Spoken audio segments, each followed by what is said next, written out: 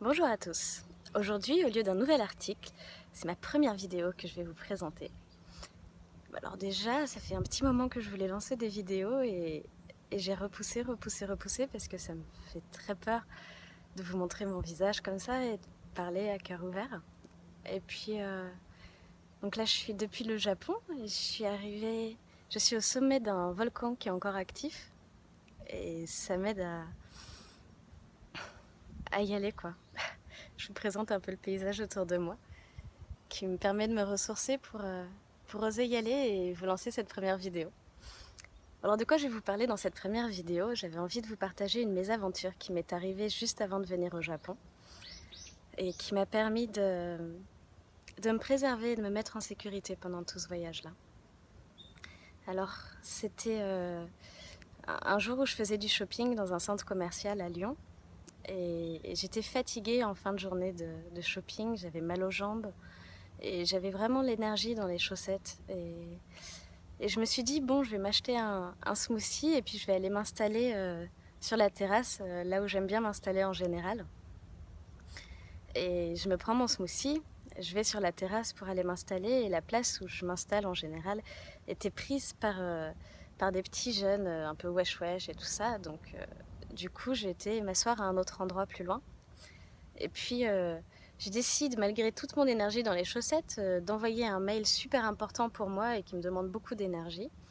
J'étais en train d'écrire ce mail-là quand les jeunes viennent et commencent à me parler, à m'embêter. Et je leur dis non, écoutez, là je suis en train de travailler, j'ai pas envie de parler avec vous, quoi. Et ils continuent, ils m'écoutent pas et ils me comprennent pas. Et je sens la colère monter en moi. Il y en a un qui prend mon smoothie et ça a été un peu la goutte d'eau qui fait déborder le vase. Du coup, j'ai explosé et je savais pas quoi faire pour qu'il me laisse tranquille. Donc je lui ai donné un gros coup de pied dans le ventre. En plus, c'était la première fois de ma vie que je frappais quelqu'un comme ça.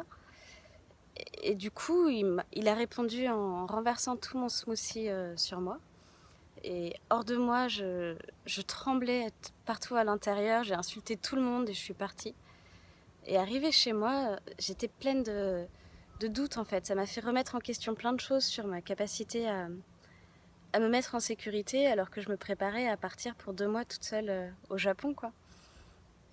Et puis après avoir laissé digérer un petit peu ce qui m'était arrivé, euh, j'ai commencé à réfléchir à partir de quel moment est-ce que je me suis plus sentie en sécurité ce jour-là. Et ce moment-là, c'était au moment où j'ai senti, ok, je suis fatiguée, je vais m'acheter un smoothie. J'ai commencé à sentir que, par exemple, les gens dans la file d'attente ne faisaient pas attention à moi, ils me doublaient, etc. Et que j'étais en train de devenir invisible et de perdre toute ma présence, tout mon ancrage et tout ça.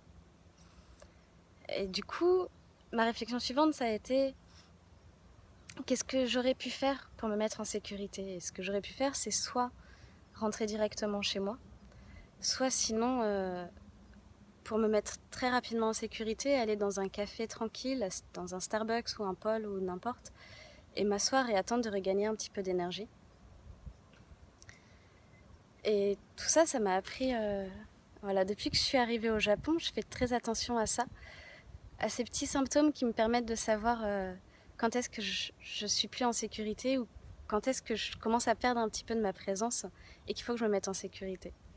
Alors du coup, ça a été dès que mon cœur commence à battre un petit peu plus vite, que j'ai un serrement au ventre ou quelque chose, et où je sais pas pourquoi, mais je sais pas qu'est-ce que je risque ni rien, mais je cherche directement à me mettre en sécurité, aller chercher un café, un endroit où je peux me ressourcer pour regagner de l'énergie et savoir que j'assure mes arrières en quelque sorte et pouvoir voyager en toute sécurité.